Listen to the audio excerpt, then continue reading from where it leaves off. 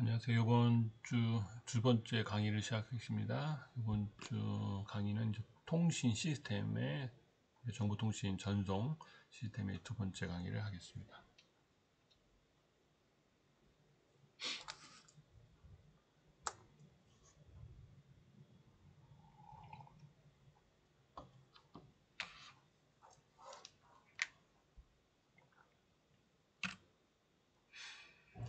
전체 내용은 이제 정보통신 시스템의 개요, 통신 시스템의 이제 하드웨어, 통신 시스템의 이제 소프트웨어 이 부분하고 정보통신 시스템의 개념과 구성 요소, 기능들, 정보통신 시스템 이제 하드웨어하고 이제 소프트웨어 어떻게 구분이 되는지 이런 거에 대해서 말씀드리겠습니다. 일단은 정보통신 시스템의 개요 부분인데, 일단은 정보통신 시스템은 보통 여러분들이 가지고 있는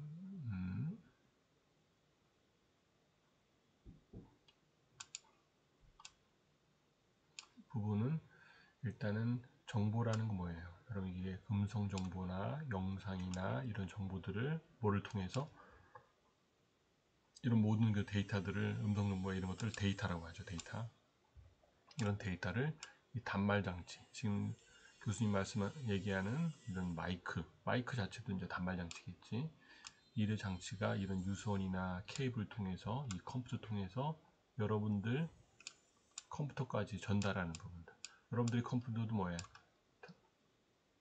어떻게 보면 단말 장치지. 이런 중계 장치,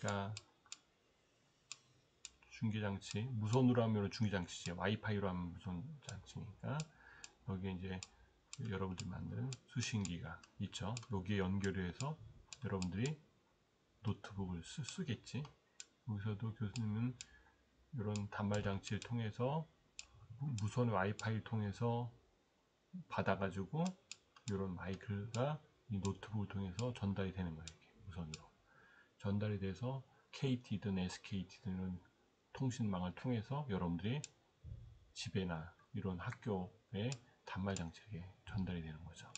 요게 통신의 원리야. 이런 송신기, 수신기 받는 거지.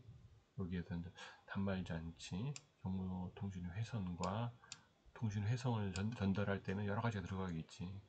여러분들은 와이파이를 통해서 하면 AP가 들어갈 수도 있고 공유기가 될 수도 있고 이런 부분들. 그걸 통해서 이걸 컨트롤할 수 있는 제어 장치가 또 필요하겠지.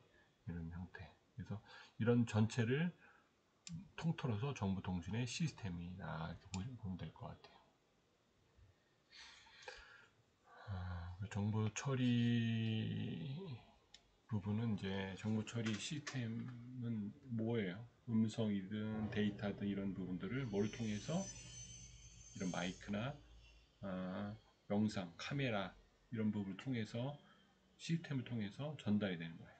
그래서 전달될 때 어떻게 가공하느냐에 따라 틀리겠죠. 여러분들 보면 이제 중앙 처리 장치가 있을 것 같고 기억 장치가 있을 것 같고 입출력 장치가 있는 거죠. 이런 거를 컴퓨터 주변 기기라고 한다. 이렇게 보면 될 것 같아요. 정보통신 시스템 요번 학기에 뭐 14번이나 몇 번 통해서 보는 거 정보통신 시스템 뭐냐면 정보를 전송하는 시스템이 있고 정보를 처리하는 시스템이야. 전송하는 시스템 뭐야? 여러분이 보는 일반 SKT다. SKT, KT, LG 플러스. 예전에 이런 것들이 무선 사업자였는데 요즘에 유선이나 무선이 통합이 많이 돼 있어요. 그래서 이런 거를 하는 업체들은 정보 전송 시스템이다. 정보를 처리하는 시스템은 뭐야?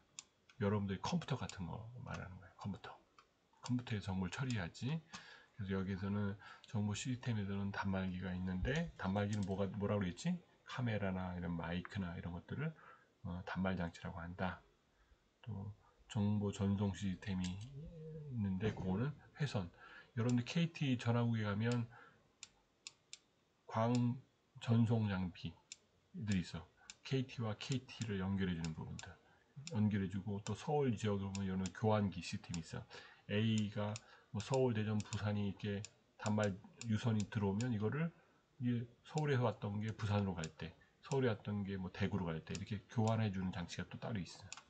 이게 유선 장치든 무선이든 다 이렇게 교환기가 있다. 여기는 이제 제어해 주는 부분이겠죠. 이게 이제 여기서 통신 장치를 A를 B를 보냈다, A를 C를 보냈다 이런 것들을 해주는 부분이 이제 제어 장치다. 또 여기서는 이제 신호 변환 장치, 통신 회선 이런 게 있다. 또 정보 처리 시스템에서는 컴퓨터가 있고 주변 기기가 있죠. 그래서 중앙 처리 장치와 기억 장치, 입출력 장치가 있다. 이렇게 보시면 될 것 같아요. 그래서 정보 통신 시스템의 분류를 보면, 그러니까 정보 예전에는 교수님이 20년, 30년 전에 보면 우리나라가 뭘 많이 썼지? 전화기를 썼죠. 전화.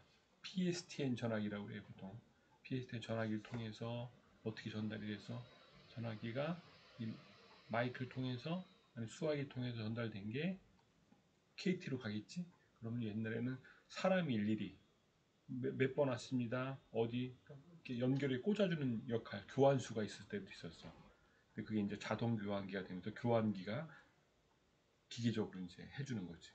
이런 전송 시스템, 통신 시스템 제일 중요한 게 통신 단말기, 또 신호 변환 장치. 이런 음성 신호든 영상 신호든 그냥 아날로그 신호를 전달하려면 회선이 엄청 많이 필요할 거 아니야. 아날로그가 디지털로 변하자. 여러분들 2학년이 되니까 1학년 때 아날로그 디지털을 배웠죠. 그래서 디지털 변환을 하게 되면 여러 가지 압축이 돼서 전달할 수 있는 거지. 효율성 있게. 그런 부분이 있는 거고, 신호 변환 매체와 이제 회선이 있는데, 이런 회선은 뭐 물리적인 형태이니까 최소한의 회선을 쓰려고 많이 노력을 하겠죠. 그죠? 그래서 이런 건 회선, 통신 변환 장치, 통신 회선, 통신 제어 장치, 이런 이렇게 네 가지는 기억을 하면 되겠지. 통신 단말 장치, 신호 변환 장치, 통신 회선 장치, 통신 제어 장치. 단말 장치는 뭐 정보의 입력과 수시를 하는 거를 말하는 거죠. 정보 입력. 어떤 거에 있다고 했지 아까? 마이크나 카메라나 어떤 자판이나 키보드 뭐 여러 가지들이 있겠지. 이런 입력 신호를 어떻게 변조와 복조를 통해서 또 모뎀을 통해서 전달을 해주는 거야. 어딜 통해서 변복조를 해서 통신 회선을 통해서 다른 쪽에 단말이나 수신기를 통해 쪽으로 보내주는 거지. 거기 이제 이걸 어떻게 보내라 이렇게 하는 부분들은 뭐야? 통신 제어 장치가 그런 역할을 하겠죠. 그런 상황이고, 컴퓨터 시스템에 대해서는 이제 중앙 처리 장치, 기억 장치, 입력 장치가 있는데, 컴퓨터에서 입력되는 데이터를 가공 처리, 축적하는, 수정하는 부분이 있는 거고, 컴퓨터에서 데이터를 저장하는 저장 장치와 입출력 장치로 구성이 된다. 이렇게 보면 될 것 같아요.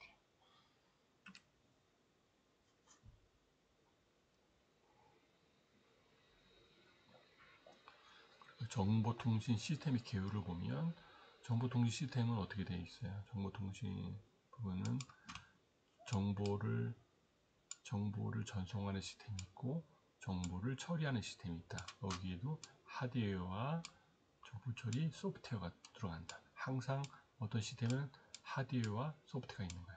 여러분들이 컴퓨터를 딱 보시면 컴퓨터에 하드웨어 컴퓨터가 있지. CPU, 자판기 이런 거에 여기서 올라가는 뭐가요? 소프트웨어는 마이크로소프트 OS나 여러분들 한글과 컴퓨터 뭐 워드 뭐 이런 것들이 들어가겠지. 파워포인트 이런 것들이 소프트웨어에서 하드웨어와 소프트웨어로 구성이 된다. 이렇게 보면 될 것 같아요.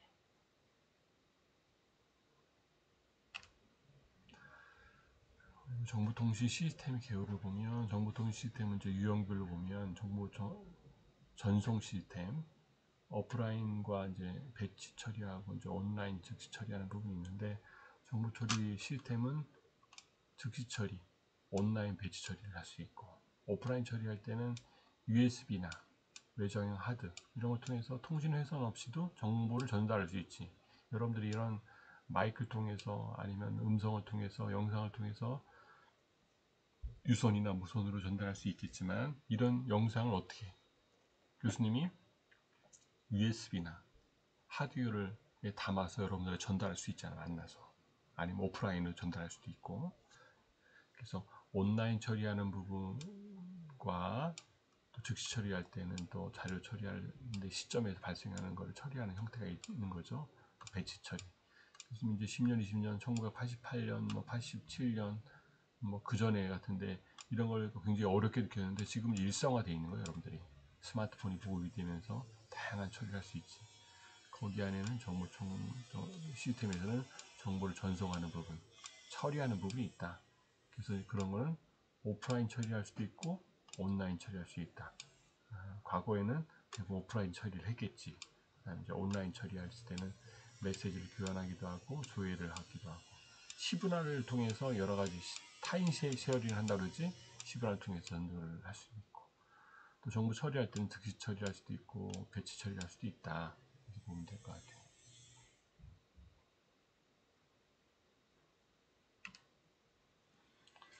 그리고 이제 단말 장치를 보면 이제 디지털 데이터를 이제 입출력하는 부분인데 입출력 데이터를 사용할 때는 뭐가 있다고 했지?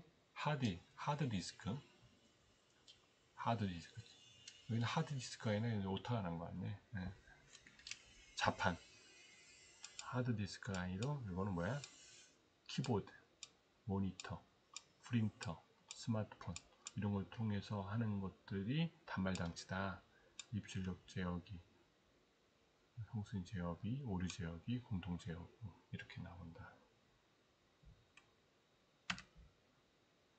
단말 장치 종류에는 이제 데이터를 입출력하는 단순한 기능에서 벗어나서 점차 지능화되어 있지, 여러분들이. 또 특수한 용도로 발전할 수 있는. 지금 같은 경우는 뭐야? 예전에는 핸드폰이 단순히 키보드 자판밖에 없었어. 여러분들이 하는 키보드 마우스 같이. 지금 뭐야? 컴퓨터 자판이. 스마트폰이 되면서 스마트폰이 이제 안드로이드 폰, 애플 이렇게 두 가지로 나와 있는데 애플이 처음에 이제 새로운 혁명을 일으켰죠, 여러분들한테. 그래서 여러분들 이제 애플 어플을 보면 굉장히 다양한 게 많이 나오잖아. 예전에는 몇 가지 되지가 않았거든, 처음에는. 근데 이런 것들이 굉장히 많이 나와서 다양한 게 나온다. 또 휴대용 단말기 기술을 통해서 고용량 전지, 대용량 IC, 저조량 RF 부품이 발전을 해. RF 컴포넌트들이 굉장히 저렴한 단말기들이 나오는 거지. 예전에는 단말기 회사가 굉장히 많았는데 지금은 뭐 LG도 지금 단말기를 접었지. 삼성하고 애플, 또 중국 업체의 하드웨어 기반의 업체들이 굉장히 이제 발전을 해가지고 지금 나가고 있는 거죠.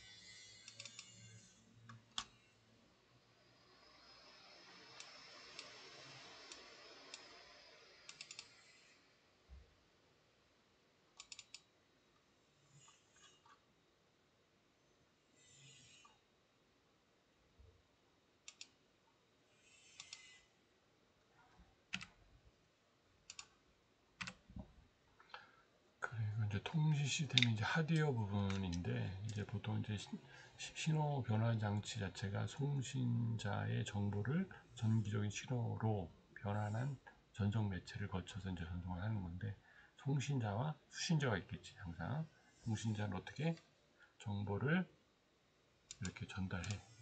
송신자와 수신자가 있는데 그것은 이제 송신자고 여러분들이 수신자가 되겠지. 이런 정보가 들어가서 신호 변화 장치, 컴퓨터나 이런 걸 통해서 전달이 어떻게 이런 와이파이나 유선기기 걸 통해서 또 여러분들의 컴퓨터로 들어가. 이런 것들이 반환해서 여러분들의 음성, 오디오 신호로 바꿔서 여러분들이 듣고 있는 거지. 요게 전체 통신 시스템의 원리다. 이렇게 보면 될 것 같아요. 또 쉽죠? 보통 이제 신호 변환 장치의 이제 기본 구조는 이제 아날로그 신호와 디지털 신호가 있다 그랬지. 아날로그 신호는 이제 여러분들이 많이 보는 비슷한 아날로그 웨이브 파형이지. 여러분들이 이제 물결 파동이나 이런 파동에 의해서 이제 사인 웨이브를 이제 겪죠. 이런 분들이 어떻게 전압값이 이제 여러 개로 나타나서 이제 자연스럽게 여러분들의 음성 신호나 영상 신호나 이런 것들이 같이 어느 통로를 통해서 전선을 통해서 전달이 되는 거야. 근데 이렇게 아날로그 신호를 보내다 보니까 이제 주파수 자원이나 하드웨어 중 케이블이나 이런 것들 제한적이잖아. 그러니까 많은 데이터를 전달해 주려니까 디지털 처리가 이제 가능하게끔 요구를 하는 거예요. 여러분들이 보통 삼성전자가 프로세싱화 지금 메모리 말고 비메모리 분야에 여러 가지 칩들이 있는데 그런 걸 통해서 굉장한 코덱, 모뎀 이런 역할들을 굉장히 강화한 칩들을 개발을 해야 되는 거예요. 그러는 부분이 뭐냐? 디지털 신호 처리라고 보면 될 것 같아요. 그래서 일반 디지털은 어떻게 손가락에서 유래를 했는데 이산적인 신호야 1010 이런 것들을 인공적으로 만들어서 보내는 거지. 그 처음에 나타난 게 뭐예요? 단말 장치, 컴퓨터나 팩스, 텔레메트리 뭐 이런 단말들이 있잖아 나타난 거죠. 처음에는 여러분들이 보이는 아날로그 신호하고 디지털 신호는 이렇게 된다. 사인의 한 파동이 이제 파형이게 움직이는 게 한 주기다 이렇게 보면 될 것 같아요. 그러니까 1Hz다 하면 이런 주기를 거쳐서 한 번 이렇게 원위치까지 가는 게 한 1Hz, 두 번 하면 2Hz. 여러분들이 쓰는 전기 같은 건 60Hz가 될 것 같고 이동통신 주파수를 여러분이 쓰는 거는 2.3기가나 뭐 5기가나 4.8기가나 뭐 이런 거 이 주기가 굉장히 많이 뛰는 거지. 주파수 높을수록 파형이 세밀하게 많이 뛴다. 보면 될 것 같아요.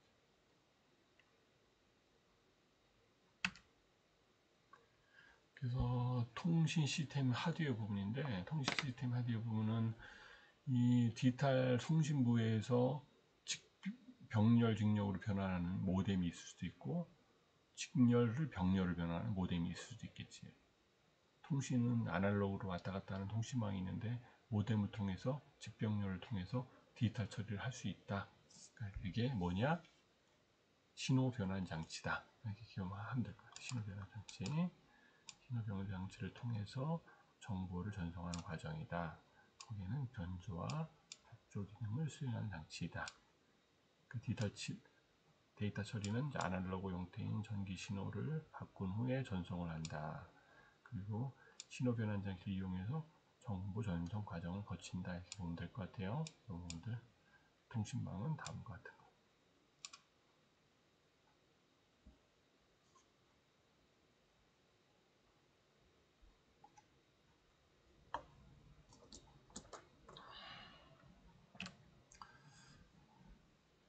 이제 통신 시스템이 이제 하드웨어 부분인데 신호 변환 장치의 종류를 보면 이제 모뎀이 굉장히 중요한 거예요. 모듈레이터하고 디모듈레이터 그걸 합친 게 모뎀인 거예요. MODEM에서 모뎀 합성이다. 그게 모뎀이다. 단말 장치에서 발생하는 디지털 신호를 아날로그 신호로 변환하여 통신 회선으로 전송시키는 역할을 하는 게 뭐다? 모뎀이다. 여러분들 지난 시간에도 5개의 퀴즈를 냈죠. 여러분들이 편하게 볼 수 있게끔 한 부분이니까 여러분들이 그걸 보면서 퀴즈도 풀면서 내용을 기억을 하면 될 것 같아요. 그래서 통신부 데이터 부호하기, 변조기, 스크램블러, 주파수 채배기 이런 것들을 여러분들이 한번 기억을 해야 돼요. 통신부에서는 뭐가 있다? 데이터 부호하기, 변조기, 스크램블러, 주파수 채배기 이런 게 있다. 이게 통신부의 역할인 거예요.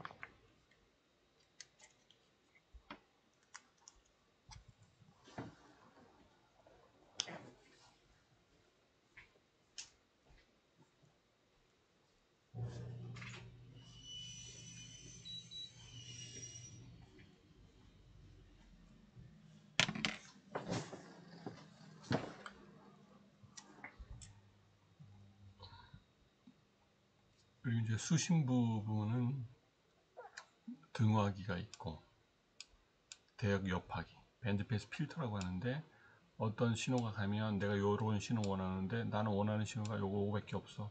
요거 밴드패스 필터를 통해서 잘라주는 거야 이렇게. 그래. 밴드패스 필터가 있고 로패스 필터가 있고 하이패스 필터가 있는데 그건 다음 시간에 한번 보면 될 것 같고 거기에 자동 이등 조절기 오토 게인 컨트롤러가 있어. 신호의 세기를 조절하는 거야. 요만한 신호냐 요만한 신호냐 크기를 조절할 수 있겠지. 복조기가 있고 데이터 복화기가 있다.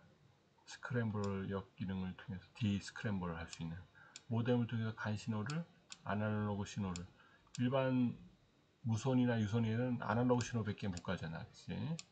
디지털 신호는 거리가 멀지 않네. 그걸 아날로그로 온 거를 모뎀을 통해서 디지털 처리를 해서 디지털 장치를 통해서 하는 거예요, 여러분들이. 그래서 이제 통신 시스템의 이제 하드웨어 부분은 내장형. 여러분들이 컴퓨터를 뜯어보면 뭐가 있어? 내장형 모뎀이 있지. 그 안에 이제 외장형 모뎀도 있고. 여러분들이 이제 와이파이가 됐든 여러분이 셋탑박스를 보면 외장형 모뎀이 들어가 있을 거야. 또 하나는 또 노트북에 보면 옛날에 같은 경우는 카드 모뎀이 있어서 꼈다 뺐다 할 수 있는. 요즘엔 일체형으로 많이 나오는데 차세대 이제 이런 부분이 있을 거고. 5G나 6G나 7G나 이렇게 발전하면서 거기에 맞는 무선 신호를 적합할 수 있는 그런 모뎀을 개발을 해야 되는 거야, 항상. 큰 숙제지. 이런 모뎀의 부분들을 한번 기억을 하면 될 것 같아요.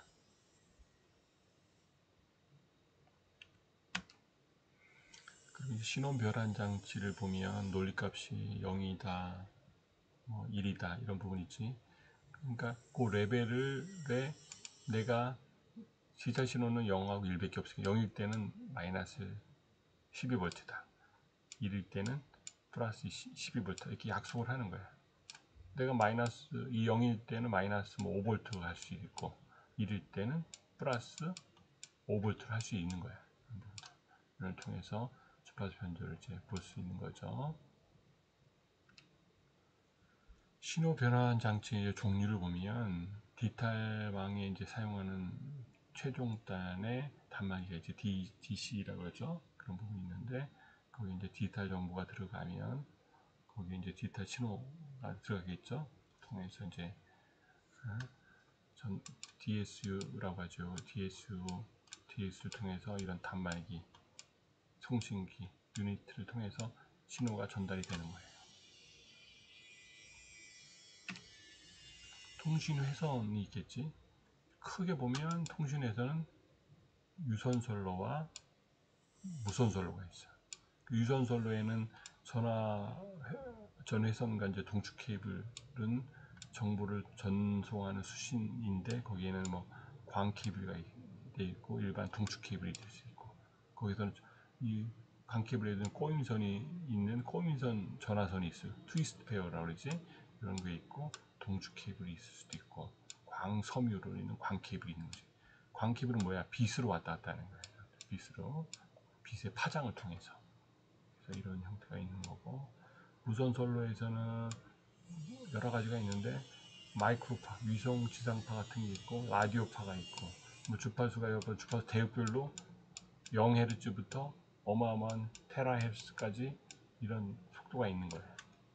지금 6G 같은 경우는 뭐 100기가 테라까지 넘어가는 형태로 되어 있는데 주파수가 높을수록 어떻게 돼? 거리는 짧아진다. 5G 이제 서비스를 해야 되는데 그게 이제 아주 지지부진한 이유가 주파수를 이제 28기가를 하다 보니까 나름대로 거리가 많이 안 나오는 거야. 단점이 있는 거야. 어떤 물리적인 부분은 장점이 있으면 단점이 있는 거야. 그 전화선, 동주선, 광섬유, 마이크로파, 위성통신 이런 형태가 있는 건데 전화선은 뭐 신뢰성이 부족하죠. 동주선은 양호하고 광섬유는 매우 우수하고 마이크로파, 위성 전선 속도 부분이 틀리겠지. 그래서 라디오파의 거리가 어떻게 되고 이런 각자의 전화선, 동축선, 광섬유, 마이크로파, 위성 이런 거에 대한 특징을 여러분들 기억을 하고 있어요.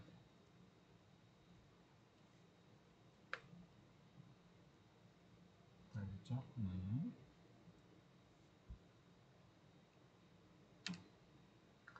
그래서 통신 시스템의 하드웨어 부분은 보통 이제 꼬임선이라고 하죠. 여러분들이 전화기 지금 전화를 거의 안 쓰죠. 집에도 이제 요즘에는 이제 집에 이제 전화기 없는 집도 많을 거야.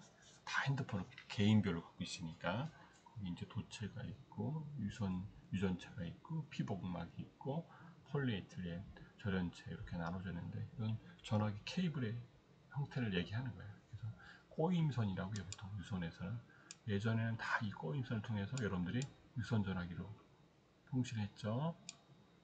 UTP 케이블이 있고 FTP 케이블 있고 STP 케이블 있어. UTP는 차폐 처리 안 된 상태에서 서로 꼬여지는 케이블, UTP 케이블. 차폐 처리가 되지 않고 알루미늄 음박으로 돼 있는 게 FTP. STP는 차폐 처리가 된, 쉴드가 된 꼬임 상태에 있는 STP 처리가. 보통 UTP 케이블 많이 씁니다. 통신 회선에서는 유선선로가 있는데 거기에는 이제 동축 케이블이 들어가죠. 여러분들이 CCTV 아니면 CATV 케이블 TV 같은 거 보면 동축 케이블이 이렇게 생긴 게 들어가요, 여러분들한테. 요즘에는 그런 영상을 전달하는 동축 케이블 통해서 통신도 같이 모뎀을 통해서 통신도 실을 수가 있는 거니까 기술적으로. 그래서 보통 방송 유선 방송 사업자도 뭐를 해? TV나 통방융합이라고 그래. 영상이나 이런 방송도 하지만 거기서 통신도 할 수 있는 거야. 음성을 전달할 수 있으니까 모뎀을 통해서 그런 기술적인 것들이 다 개발이 되기 때문에. 그래서 여러분들이 예전에는 유선회사, 무선회사, 방송회사 다 따로 돼 있는데 요즘에 어떻게 다 융합이 됐어. 유선, TV, 근거리 통신, CATV 이런 것들이 하나의 망을 가지고 이용을 하잖아요. 여러분들이 집에서 셋탑박스를 통해서 KT 셋탑을 통해서 영상도 보고 저기 케이블 TV 왕을 통해서 이런 지역 방송들에 대한 이런 영상도 볼 수 있잖아요. 그죠? 그런 거 같이.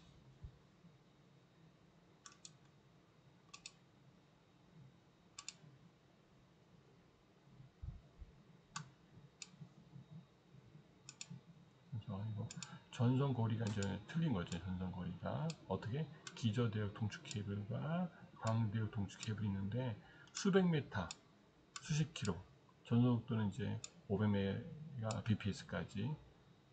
또 기저대역 동축 케이블 같은 경우는 이제 디지털이나 하는데 광대역 동축 케이블은 아날로그다. 보통 근거리 통신할 때는 어떻게 기저대역 동축 케이블을 쓰는데 기저대역 그렇지 않을 때는 CATV 일 때는 광대역 동축 케이블을 쓴다. 이렇게 보면 될 것 같아요.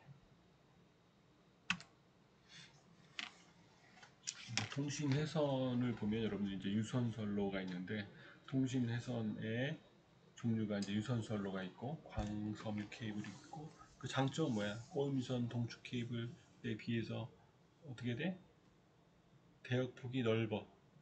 그죠? 넓고 이제 고속으로 전송할 수 있는 장점이 있고 감쇄 요량도 상대적으로 이제 아주 낮고 외부 전자기장에 영향을 받지 않아서 오류 발생, 에러가 적다. 어떤 게? 유선선로의 광 케이블이. 근데 케이블 작고 이제 가벼우며 유연성이 높은 거지. 단점 뭐야? 가격이 너무 비싸. 광 케이블 자체가. 그죠? 그리고 이제 탭을 이용해서 이제 분기선을 만들기가 이제 어렵죠. 여러분들 광을 이제 딱 자르면 탭 만들어서 거기서 일반 동축 케이블 같이 막 그냥 잘라가지고 연결해서 되는 게 아니에요. 이런 광을 접촉할 수 있는 거를 전문적으로 잘라서 붙일 수 있는 게 이제 필요로 한 거지. 연결할 부위에 이제 일직선으로 만들어야 하기 때문에 이제 정교한 납땜 기술이 필요로 하다. 일반 케이블은 좀 틀리다 이거죠. 여러분들이 그런 이제 단점이 있다. 보시면 될 것 같아요.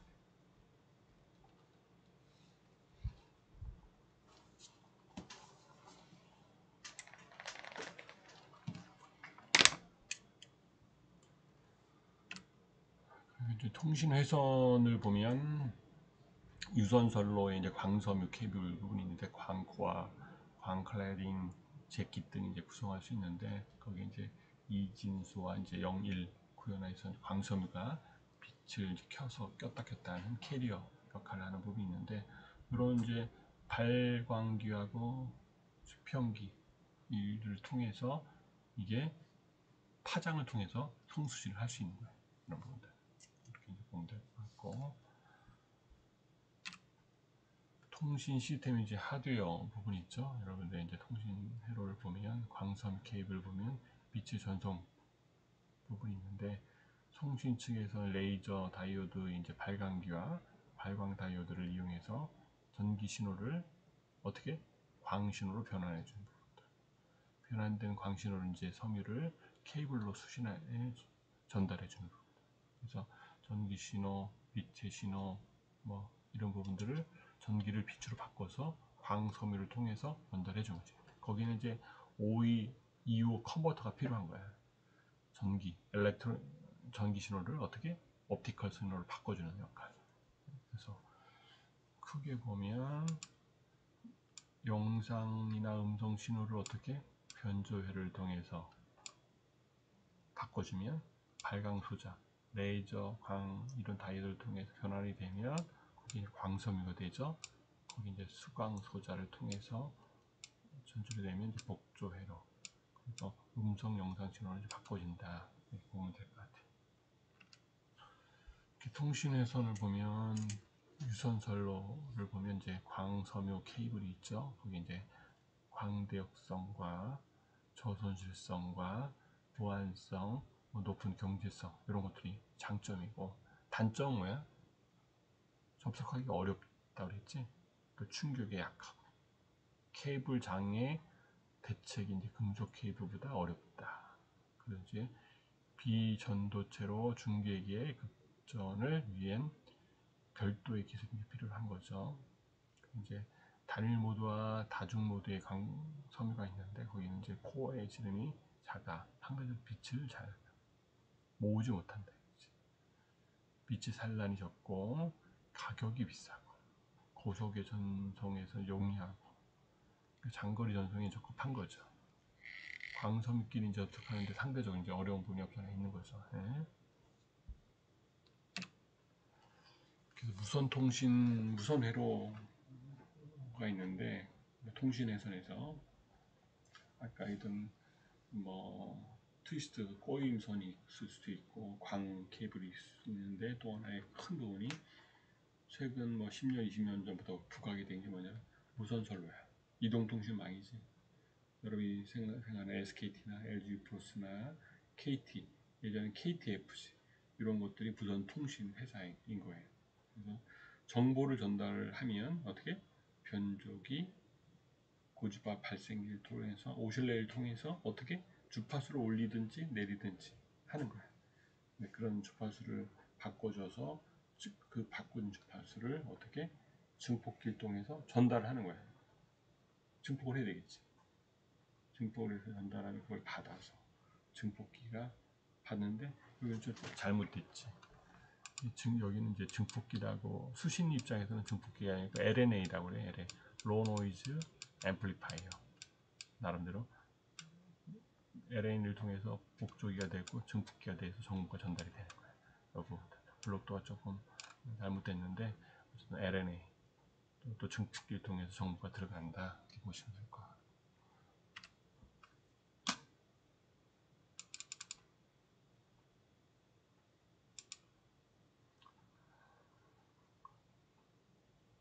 그럼 이제 통신 시스템의 하드웨어를 보면 무선 선로가 있는데 마이크로웨이브 주파수가 있을 수도 있고 위성을 통해서 왔다 갔다 할 수도 있고, 주로 많이 쓰진 않지. 저궤도 위성 이런 이제 범주는 있는데 우리가 많이 쓰는 거는 이동통신 주파수, 3G다, LTE다, 5G다, 6G다 이렇게 나가는 주파수가 틀린 부분들. 이 주파수가 계속 올라가면 마이크로웨이브 주파수, 또 아니면 우리가 전달하는 부분을 위성을 통해서 하면 거리 전달이 굉장히 편하겠지. 우리가 위성 GPS 쓰듯이 이렇게 하면 되겠죠. 그래서 무선 회로, 위성 회로의 장점이 있지. 광대역 고속 통신을 할 수 있는 거죠. 우리가 뭐 우리별이나 이런 것들을 딱 저기 통신 위성을 띄웠을 때 광대역 주파수대가 높으니까 전송량이 굉장히 높겠지. 그렇죠?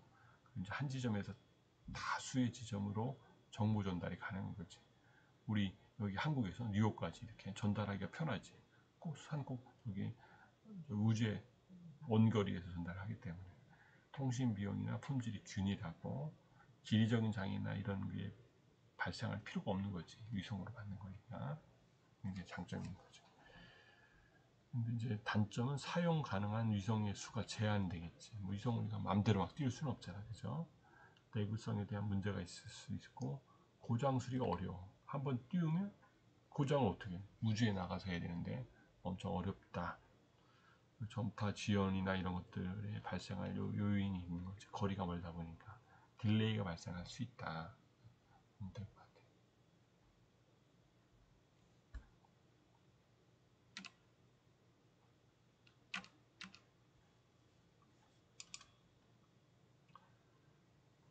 이제 통신 회선을 보면 무선선로가 있는데 지상 마이크로웨브파, 뭐 극초단파다, 마이크로팟, 라디오다 이렇게 얘기를 하는데 보통 이제 우리 세트라이트라고 그러지 파라볼릭 접시 안테나를 통해서 받는 것들이 좀 지상 마이크로파다 보면 될 것 같고 라디오파 같은 경우는 여러분이 집에서 듣는 라디오 AM, FM, VHF, UHF 이런 주파수들을 얘기하는 거야. 보통 300MHz부터 1기가까지 이런 주파수 내에서 여러분들이 오디오가 왔다 갔다 하죠.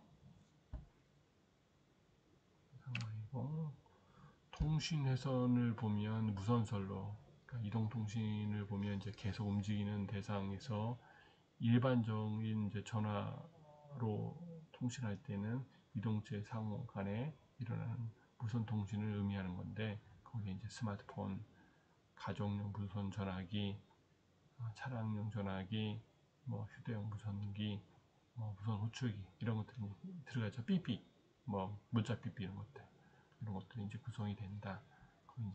거기에는 이제 위치 등록이나 셀브나 핸드오프, 동쪽 채널 할당, 뭐 전력 제어 이런 내용들에 대한 걸 좀 기억을 하면 좋을 것 같아요.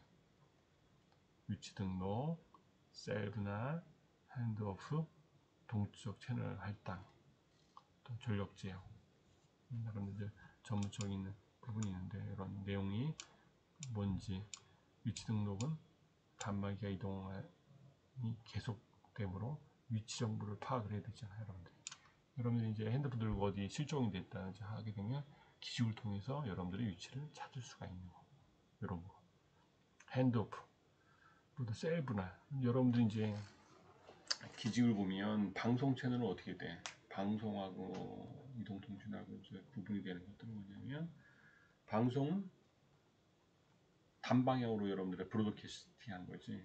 내가 이렇게 여러분들 10명이든 100명이든 어떻게 오디오를 1대 N이잖아. 교수님이 영상 찍은 걸 여러분들이 10명이든 100명이든 1000명이든 수천 명이든 몇억이든 몇십억이든 수신을 받을 수 있지. 그치? 왜냐면 그 영상만 보면 되는 거니까. 근데 그렇지 않고 1대 1일 땐 틀린 얘기지. 그치? 그래서 이동통신 같은 경우는 그렇게 브로드캐스트를 할 수가 없는 거야. 그래서 기지국 여러 개 설치를 한다고. 1대 1씩 서로가 통신을 해야 되기 때문에. 그래서 셀룰라라고 해야 돼. 셀을 나눠. 내가 뭐 서울이다, 부산이다, 안양이다, 과천이다, 뭐 이렇게 나눠서 그 지역 반경에 있는 기지국끼리 소통을 하는데 그 부분이 이제 셀 분할을 한다고 얘기를 하는 거야. 거기 이제 셀을 또 넘어갈 때는 핸드오프 끊기지 않고 연결해 줄 거야. 내가 서울하고 안양을 넘어가는데 서울에 있는 기준을 잡고 통신하다가 두 번째, 세 번째 채널을 또 안양 걸 미리 잡는다고. 그래서 빨리 이동을 하더라도 끊기지 않고 여러분들이 통신을 할 수 있게끔 만드는 게 핸드오프다. 이렇게 보면 될 것 같아요. 이제 섹터 간에 옮기는 거, 핸드오프, 소프트 핸드오프, 하드 핸드오프 여러 가지가 있는데 그건 나중에 보면 될 것 같고 거기에 이제 동적 채널을 할당을 해야 돼. 내가 채널을 어떻게 할당할 건지 A가 오고 B가 오고 C가 왔는데 이 채널을 누구한테 줄 건지 거기에 이제 소프트웨어를 할당할 수 있는 부분들 또 전력을 제어할 수 있는 내가 수식을 받는데 기죽에 가까운 쪽은 수식을 세게 할 필요가 없잖아요. 멀린 쪽은 세게 해야 되는 거예요. 그래서 여러분들이 단말기 배터리가 빨리빨리 당할 때는 뭐야? 수신이 약할 때. 왜냐하면 수신을 받으려고 단말기에서 세게 쏴야 될 거 아니야. 어디까지? 송신기까지. 이렇게 그게 전력 제어다. 굉장히 중요한 얘기를 하는 거예요. 여러분들이 무슨 이제 10년, 20년, 30년 배운 거를 축약이 돼 있는데 처음에는 이해가 안 되지만 나름대로 여러분들이 이게 이거다 하는 거를 외우든지 이해를 하든지 이렇게 한번 체크를 하면 될 것 같아요.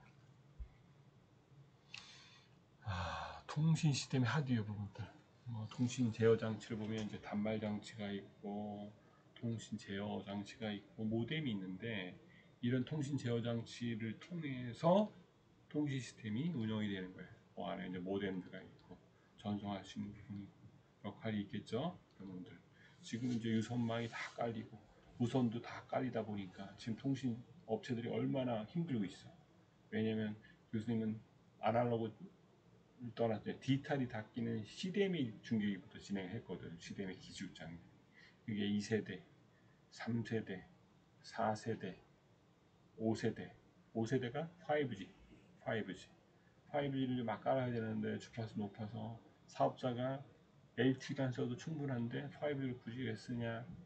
킬 어플리케이션이 없어. 투자를 안 해. 이거 어떻게 해? 중계기 업체나 기주 업체나 이런 데가 어려워지는 거야. 왜 어려워져? 그래서 단말기는 옛날에 삼성, LG, 현대, SK, 줄줄이 업체들이 어마어마하게 많았어. 펜텍, 줄줄이 삐삐 업체부터 해서 어마어마하게 많았는데 그 업체 다 망했어. 국내에는 뭐 하나 딱 남았어? 삼성전자만 단말기를 하고 있는 거지. 그러니까 그렇게 만든 회사들이 다 많았구나. 볼륨이 커지고, 그죠? 삼성, 애플, 중국 업체들이 이제 제조 베이스로 엄청 많이 생긴 거야. 그러니까 힘들어지는 거겠지. 그래서 그런 것들이 발생해서 시스템에 단말기, 시스템, 이런 업체들이 이제 생기고 없어지고 하는 거예요. 지금은 하드웨어 시장보다 소프트웨어 시장이 더 발전을 하고 있다 보면 될 것 같아요. 통신 제어 장치의 그 중에 하나인 뿐이지. 이런 것들은 여러분들 볼 일이 별로 없어. 어디에서 보냐? 시스템 업체, SKT나 LG+의 시스템 기주 장비에 들어가는 부분이야. 예전에는 이런 기술이 굉장히 어렵고 힘들 기술이었는데 지금은 많이 칩화되어 있기 때문에 일반화가 되어 있는 거예요. 하지만 여러분들 이게 뭔지는 알아야 돼요. 통신 접속 기능이 있고 정보 접속 기능이 있다. 거기에 들어서 교환기 접속 기술, 통신 방식 제어 기술, 다중 접속 기술 이런 부분이 있고 통신 제어 기술, 오류 기능, 흐름 제어 이런 것들을 통해서 정보가 전달이 된다 보면 될 것 같아요. 그래서 정보 전송의 이제 시스템 하드웨어를 보면 통신 제어 장치는 뭐야? 전위 처리기가 있고 후 처리가 있어. 미리 처리하는 거. 정보 전달을 받아 후 처리하는 법은 이렇게 기억을 하면 될 것 같아요. 전 처리 후 처리가 있다. 보시면 될 것 같아요. 일단은 컴퓨터. 지금 최초의 컴퓨터 뭐라고 그랬어요? 애니악이라고 그랬지. 어마어마한 집체 많은 컴퓨터가 지금은 여러분들이 핸드폰보다 못했다. 성능이. 또 성능이 어마어마하잖아. 지금 거기에 안에 영상 데이터, 음성 데이터 이런 것들이 어마어마하게 전달이 되잖아. 그죠? 이런 한참 동안 강의하는 오디오 데이터는 얼마 크지도 않은 거야. 그죠? 여러분들 이거를 데이터를 가지고 전달할 수 있다. 보시면 될 것 같아요. 얼마 안 남았는데 한 슬라이드 7, 8장만 하면 될 것 같아요. 그 통신 시스템 이제 하드웨어 부분은 어떻게? CCP, 그러니까 통신 제어 처리 장치라고 하는데 프로그래밍을 이제 사용해서 통신 제어 장치를 개선하고 또 프로그램 가능한 또 프로그램 제어 방식이 통신 제어 장치가 있다.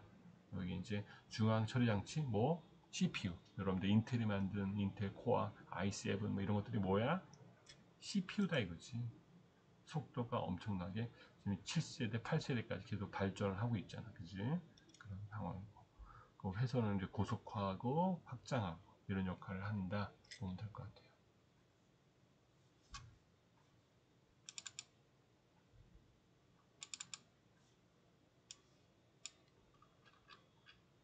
여러분들은 이제 영상으로만 가지고 이제 딱딱하게 수업을 75분을 딱 해야 되는데 여러분들이 이제 편하게 들으면 될 것 같아요.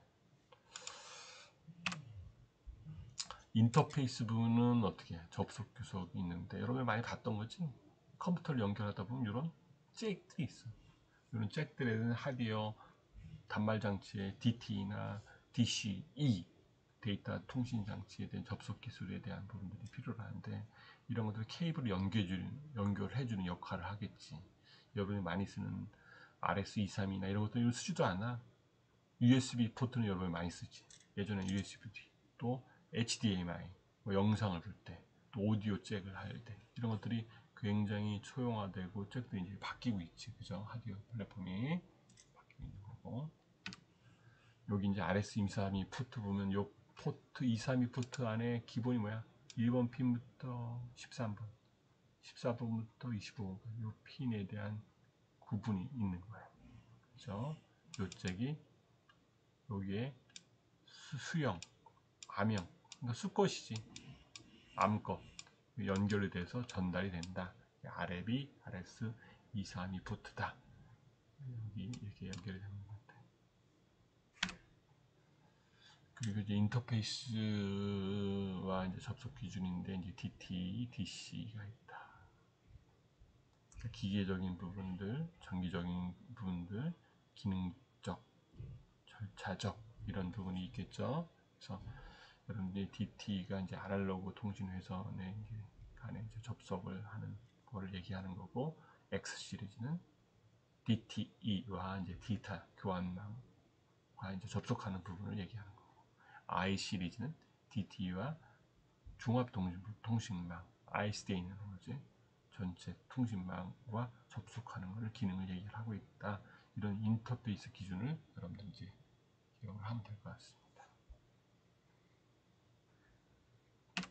좀 어렵지 않죠? 여러분들 이런 게 있다 이렇게 생각하면 될 것 같아요. 인터페이스 접속 기준은 뭐야? 1번, 2번, 3번부터 25분 P까지 쭉 있는데 여러분들이 사용하는 거는 몇 개? 여기 구분하면 되지. 사용하지 않는 핀도 있어. 25번이나 이런 것들. 여기서 제일 중요한 것들은 다 중요하겠지만 뭐가 제일 중요할 것 같아? 통신이 왔다 갔다 하는 건지, 이 핀마다의 또 보안 접지 이런 것들이 굉장히 중요해. 또 통신 허가하고 준비하고 데이터 처리하는 부분들. 1번 핀부터 18번 핀, 13번부터의 핀의 기능을 여러분들이 알을 필요가 있어. 여러분들이 이제 이런 소켓을 딱 봤을 때 이게 뭐 하는 건지 구분할 줄 알아야지. 그죠? 거기에 이제 정보 전송 시스템의 이제 부분이 제일 중요한 게 뭐라고 그랬지? 소프트웨어다, 이게 소프트웨어. 지금은 어플리케이션 하드웨어 기반은 거의 끝나 있는 것 같아. 앞으로 역할은 비메모리 반도체들을 개발을 해야 되겠지. 삼성이 좀 약한 게 뭐야?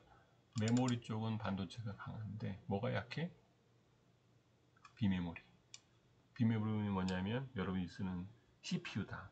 인텔 칩 같은 거 아니면 무선 RF 프론트엔드 칩들, 밀리미터 칩들, 뭐 칩이 굉장히 많이 필요로 하다. 코덱 칩들, 뭐 줄줄이 있는데 이런 것들이 하나의 칩으로 개발해야 되는데 이런 쪽에 대한 기술이 많이 축적이 안 돼 있는 거야. 그러니까 그게 어디가 세? 미국이 굉장히 처음에 했는데 대만에 TSMC라는 데가 있어. 전 세계 반도체 비메모리 반도체들을 설계해서 누구한테 맡겨? TSMC한테. TSMC가 뭐 하는 회사냐면 반도체 생산하는 업체야. 우리나라도 메모리지만 메모리의 기술에 대한 것들은 저장할 수 있는 연구도 중요하지만 큰 부분은 장치 산업이라고 해. 생산을 하는 생산. 생산 설비들을 어마어마하게 갖추고 에러가 안 나게끔 여러분들이 해야 이 반도체 메모리나 반도체 칩들이 문제가 있는지 문제를 볼 수가 있는 거야. 보통 이제 여러분들이 쓰는 스페이스급이 아닌 일반 컨슈머라고 그랬지. 여러분들이 쓰는 일반 대중이 쓰는 것들도 온도나 이런 상온에서는 잘 독장을 하는데 겨울이 됐든 여름이 됐든 뭐 이런 온도 환경에서도 문제없게 쓸 수 있는 것은 굉장히 중요해. 엄청 어렵다는 얘기지. 여러분이 원하는 그런 스페이스급이라고 그래. 위성에서 쓰는 것들은 고치기도 어려워. 여러분들이 이제 핸드폰이나 노트북에 쓸 때는 이게 1,000원짜리였는데 저 위성에서 쓰는 거는 100만원, 1000만원, 1억씩 하는 거야. 왜냐면 하나를 위성을 띄울 때 얼마나 어렵겠어. 로켓도 있어야 되고 올려놓고 그걸 유지보수하려면 쉽지 않잖아. 그걸 타고 올라가서 고칠 수가 없잖아. 그러니까 그거에 대한 신뢰성이나 이런 것들 때문에 단가가 똑같은 기능을 하더라도 엄청나게 비싸다. 스페이스급은 제일 비싸. 두 번째 비싼 게 뭐야? 밀리터리급. 이런 군에서 쓰는 것들, 미사일에 쓰는 것들, 이런 것들은 굉장히 비싸겠지. 돈으로 가치로 매기가 쉽지 않겠지. 그죠? 엄청난 고가를 주고라도 사는 거야. 여담이지만 우리나라 방산 부분들이 중요한 부분들은 중국도 그렇고 북한도 그렇고 뭐 미사일도 만들고 하잖아. 근데 그런 거의 핵심 소장은 어디서 만들겠어? 북한이 만들까? 못 만들겠지. 어디서 갖고 와? 미국이나 유럽, 우리나라나 일본이나 이런 데서 만든 칩들을 쓰겠지. 근데 핵심적인 것들은 대부분 미국과 유럽에서 많이 만든다. 보면 될 것 같아. 그러니까 그것들은 값을 따지지 않겠지. 김정일이 김정은이가 로켓이나 항공모함 저 잠수함을 만들 때 거기에 반도체가 들어가겠지. 본인들이 개발해서 넣을 수 있는 실력이 돼, 안 돼? 안 되겠지. 그걸 어디서 수급을 할 것 같아? 중국에서 수급을 한다고. 근데 중국은 미국이 줄까 안 줄까? 칩들을 안 줘. 팔으면 걸려. 그게 엄청난 국방적인 못 팔게 만든다.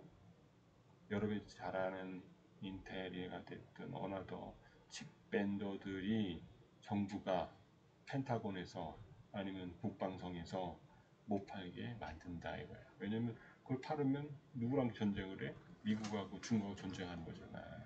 그런데 중국이나 북한이나 위성도 쏘고 로켓도 만들고 하잖아.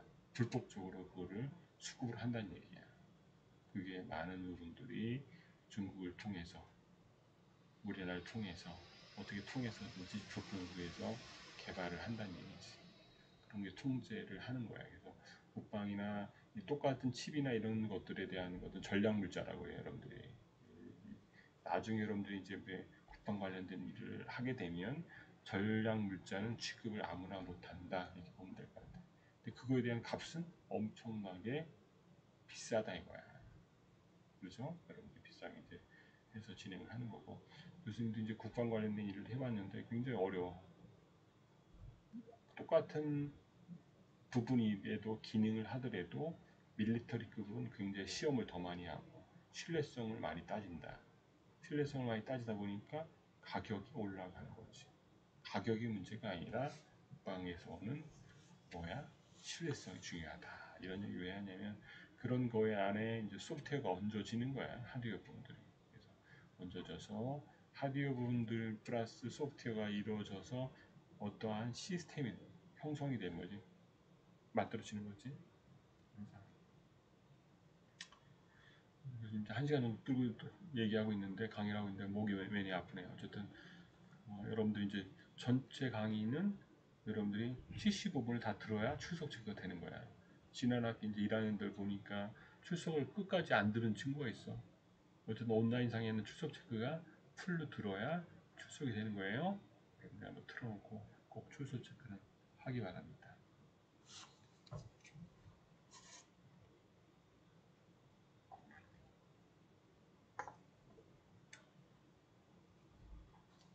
그 소프트웨어 부분이 이제 필요하다. 시스템 소프트웨어와 응용 소프트웨어가 분류가 된다는 거죠.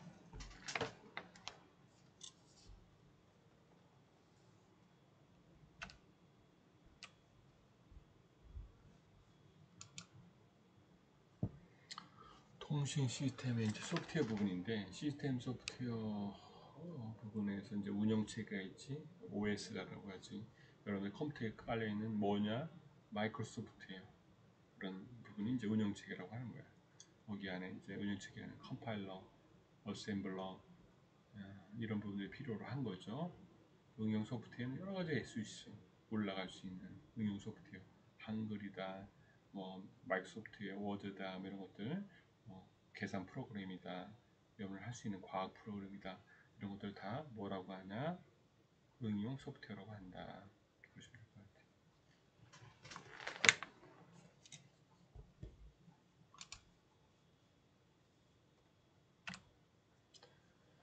통신 시스템이 이제 소프트웨어 부분인데 일단은 통신 소프트웨어 부분이 단말기를 통해서 수신 처리가 되지. 처리가 돼서 메시지가 입력되면 그 메시지를 가공해서 어떤 단말기를 통해서 여러분들 전달이 되는 거예요. 이 프로세스는 여러분들 이제 아까 했던 단말기에서 와서 올라가는 원화 단말기. 교수님이 강의하는 것들이 이렇게 전달해서 이렇게 전달하는 이런 프로세스대로 정보 시스템이 이루어진다 보면 될 거예요. 전체적으로 통신 시스템의 소프트웨어 부분인데 통신 소프트웨어 기능, 데이터 송신 기능, 통신 하드웨어 제어 부분, 드라이버 부분들 이런 것들이 이제 컴퓨터를 통해서 응용 프로그램을 통해서 통신 시스템이 전달이 되면 통신 시스템 소프트웨어가 통해서 하드웨어 제어 장치 이용자가 이제 이용을 하는 거지. 여러분.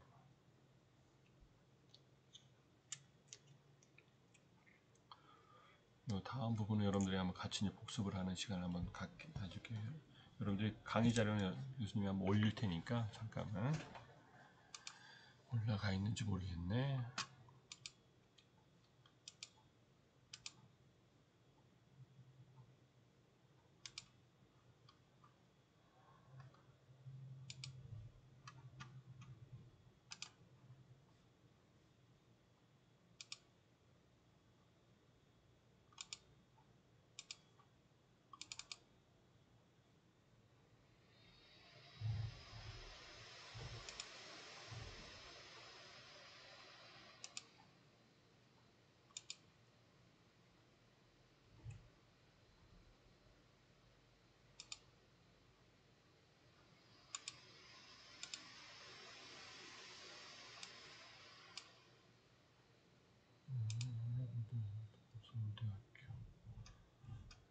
요즘 강의를 보고 있죠, 여러분들? 지난 시간에 교수님 이걸 강의 자료를 안 올려준 것 같네.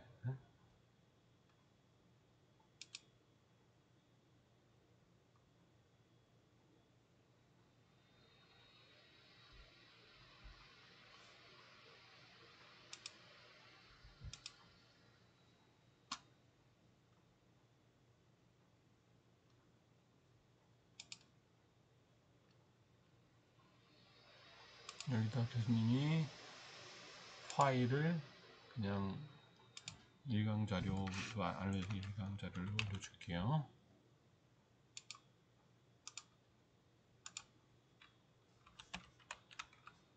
여러분들 교재를 지금 안 산 친구도 있으니까 강의 교재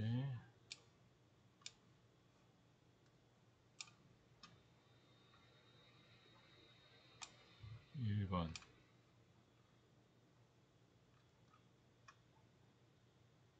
올려줄게요.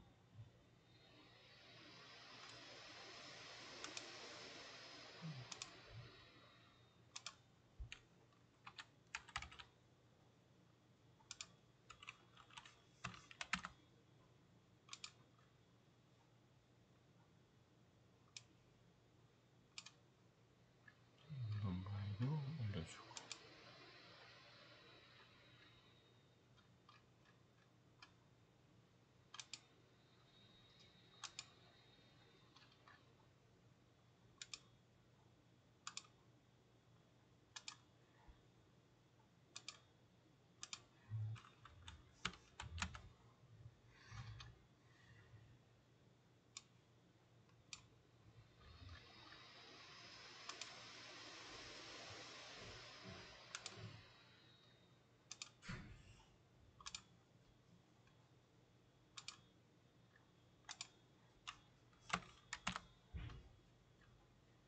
이번 강의도 올려줄 테니까 여러분들 미리 이제 보고 예습 복습하면 될 것 같아요.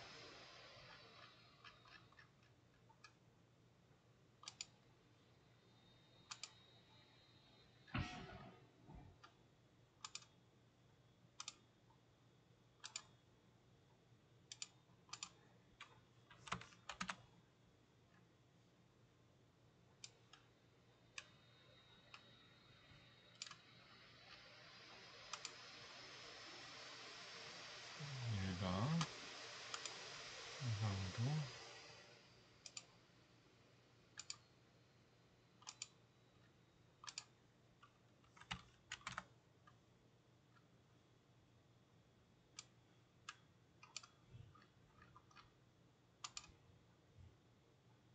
미리 올려놨으니까 여러분 보시면 될 것 같고 또 퀴즈도 여러분들한테 낼 테니까 여러분들이 꼭 보시면 될 것 같아요.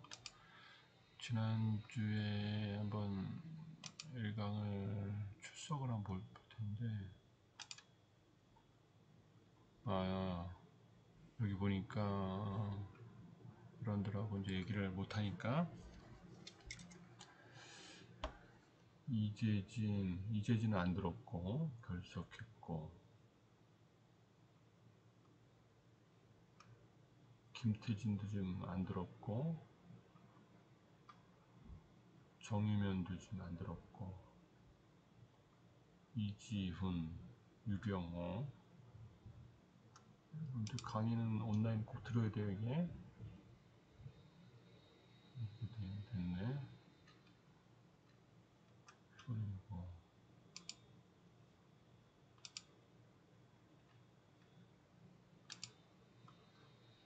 정재영, 이명희, 손재경, 권영민, 홍기환, 여러분 친구들 한번 체크를 해보세요. 이인규, 고정현 안 들었네. 김태현, 이성현.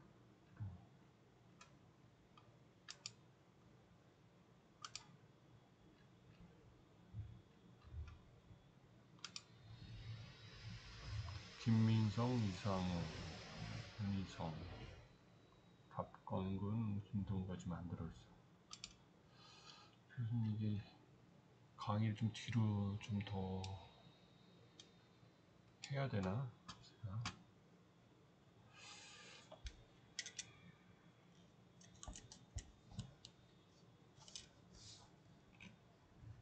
여러분들 PT 올려놓은 걸 한번 다운받아서 좀 같이 복습하면서 하면 될 것 같아요, 여러분들이. 이봐, 교재는 교수님 이제 전체 다 올려줄게요, 오늘. 3강하고,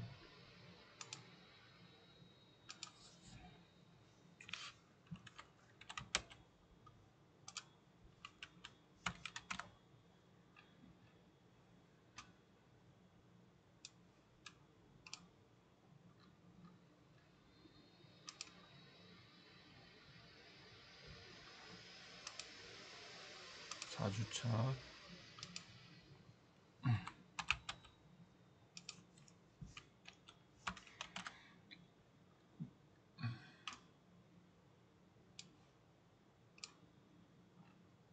강의 자료는 여러분들이 이제 밖에 돌아다니면 안 되는 거예요. 여러분. 교수님이 이제 강의하려고 만든 부분이기 때문에 여러분들이 이 강의 자료는 밖으로 돌아다니면 안 된다. 이렇게 보시면 될 것 같아요. 그리고 가능하면 교재를 여러분이 사서 한번 보면 좋을 것 같아요.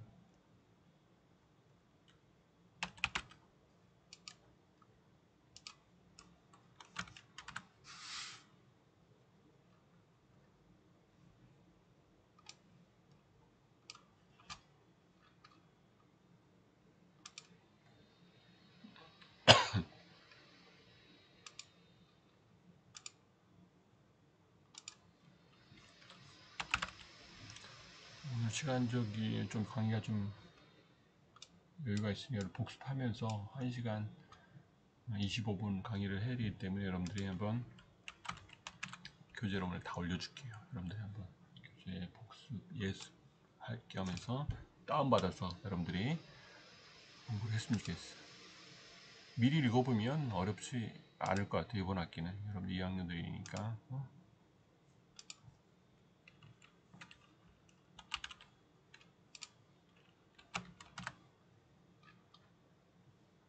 7강은 이제 광대역 통신망, 이 부분도 굉장히 재미난 부분이죠.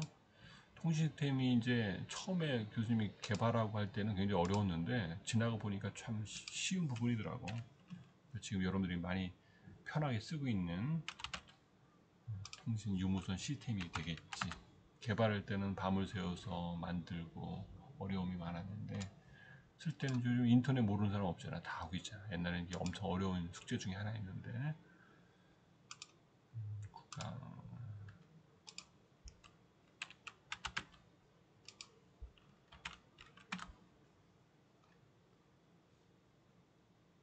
무선 통신 시스템 요거만 해도 거의 한 학기를 배워야 되는 중에 하나예요. 2주차가 되면 멀티미디어.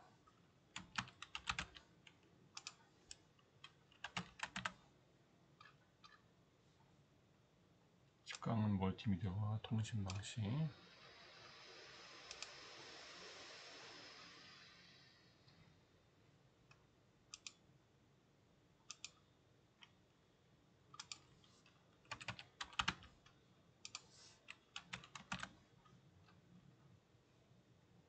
정보통신의 보안 부분도 굉장히 중요한 챕터 중에 하나죠.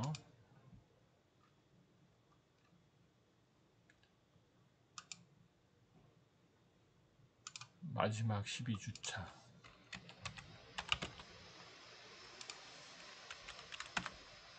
요즘 이게 끝나고 이제 중간중간 뭐 시간이 되면 요즘 했던 프로젝트나 이런 것들을, 재미난 것들을 특강 형태로 여러분들한테 강의 좀 해줄게요. 그래서 전체는 뭐 중간고사, 기말고사 없이 여러분들에 딱 올려줬는데, 일단은 강의 교재는 여기 12주차까지에 다 올려준 거예요. 그러니까 12주차 요 강의 12강이 거의 여기는 기말고사가 될 것 같고, 15주차 이렇게 되고, 미리 강의 자료는 올려줬으니까 여러분들이 꼭 연습해서 보면 될 것 같아요. 일단은 하면 될 것 같고,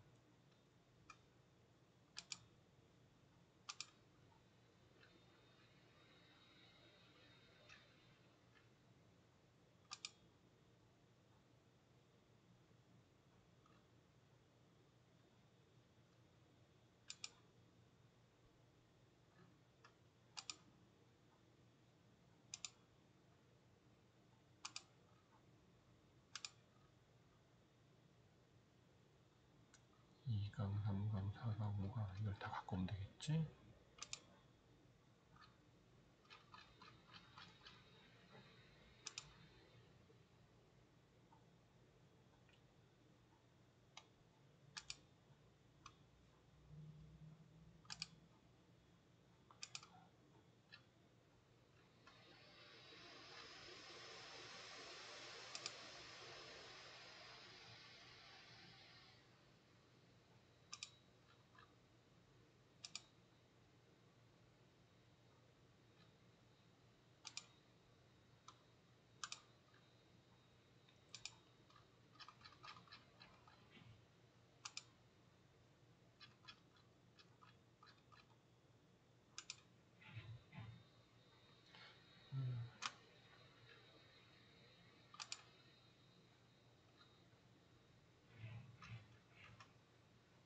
여러분들 여기 지난 시간에 이게 온라인 출석을 아마 이게 안 하면 학점 나기가 쉽지 않을 거예요, 아마 여러분들이. 그래서 꼭 출석을 꼭 해주기 바랍니다. 이게 결석으로 지금 체크됐는데 요즘 어떻게 할지 이제 그 주에는 여러분들이 꼭 이걸 들어야 되는데 안 들면 결석 처리가 되니까 여러분들이 꼭 강의는 들어야 돼. 어디까지? 75분을 꼭 들어야 되는 거예요. 그래서 그런 상황이고, 여러분들 이제 퀴즈 부분들도 오늘 한 강의 중에서 교수님이 낼 예정이에요, 여러분들한테. 그래서 꼭 퀴즈를 풀어서 하길 바랍니다. 퀴즈도 쉬운 걸 낼 거야. 응? 퀴즈 냈죠, 여기다. 1강 같은 경우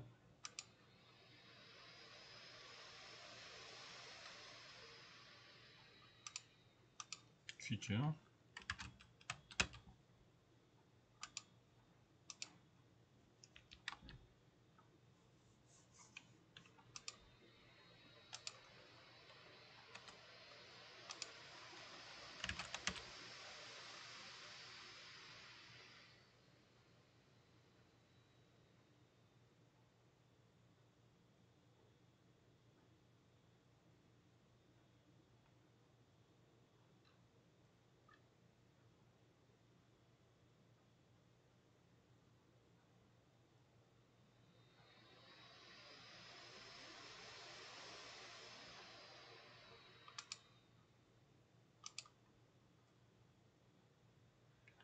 교수님 9월 10일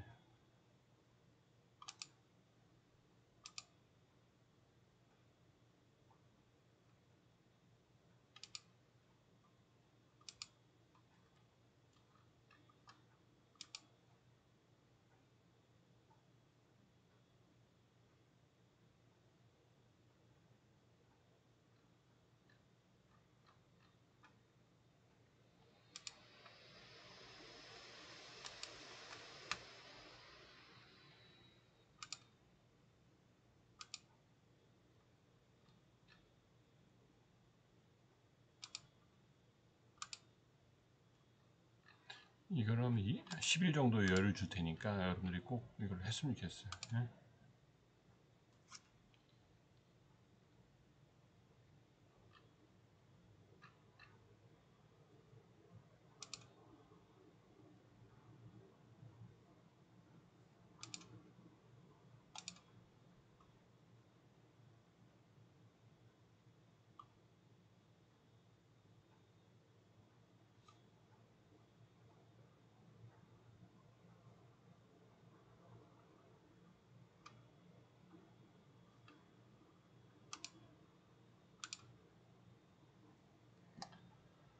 그래서 퀴즈 부분도 선다형도 낼 수도 있고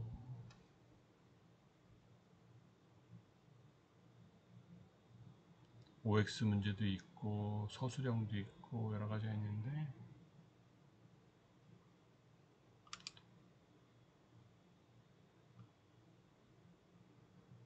수치형, 주관식 답답형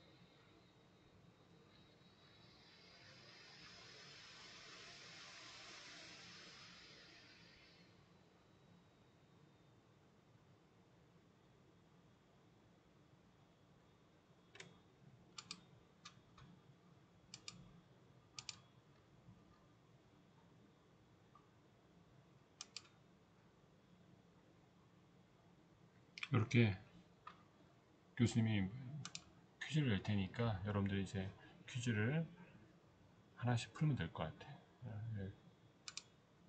선다형이 됐든 OX 형태가 됐든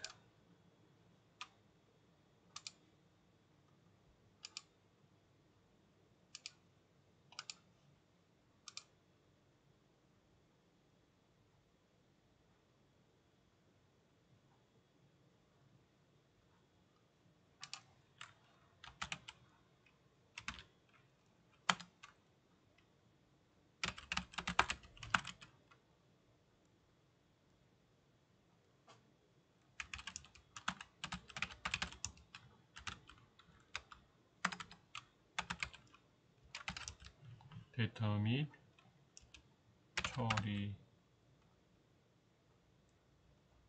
파일 보관하는 역할을 한다.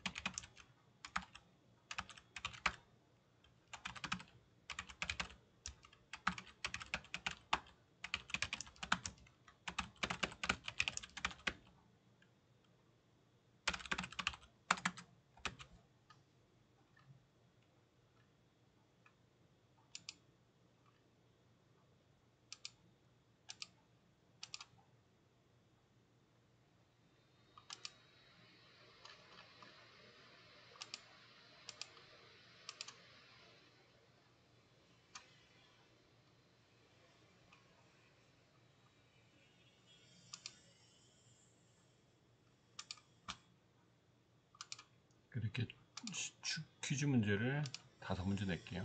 여러분들이 한번 교재를 보면 뭐 여러분들이 쉽게 볼 수 있는 거니까 여러분들이 꼭 관심 있게 봤으면 좋겠어요.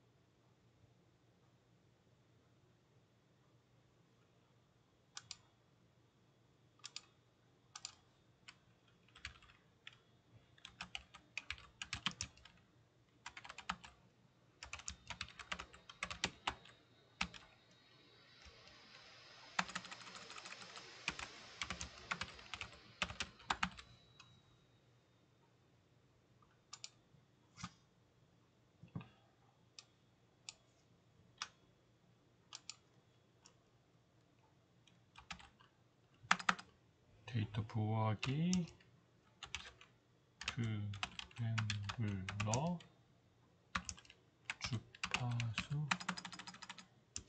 주파수 재배기로 구성되었다.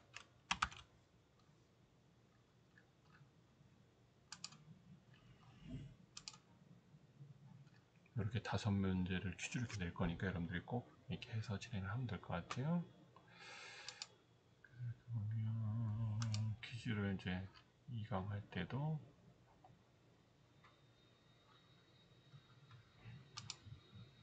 두 번이나 나왔네.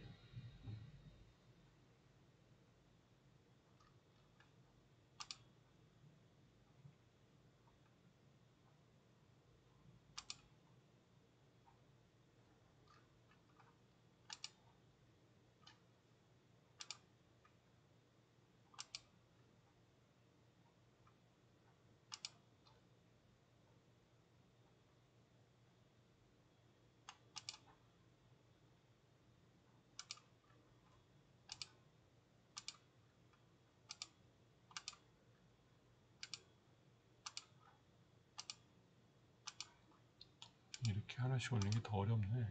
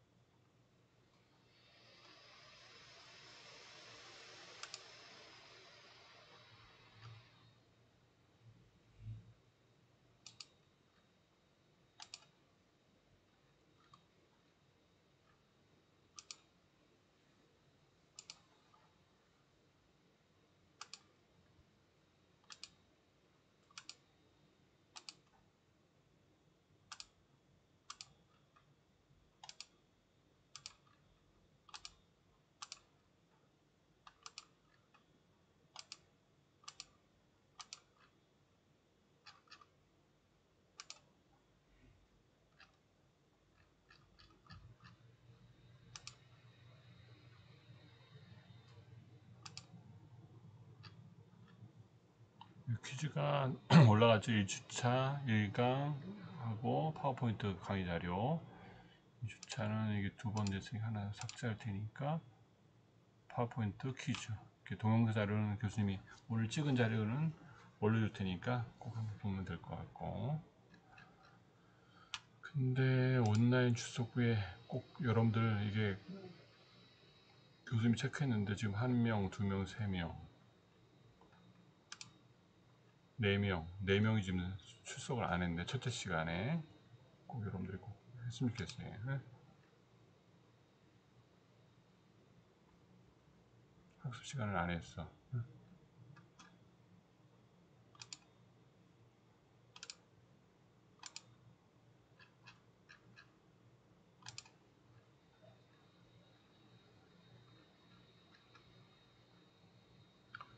두 번째 4명이고 B반은 하나, 둘, 셋, 넷, 다섯, 여섯, 일곱, 8명이나 지금 출석을 안 했네. C반은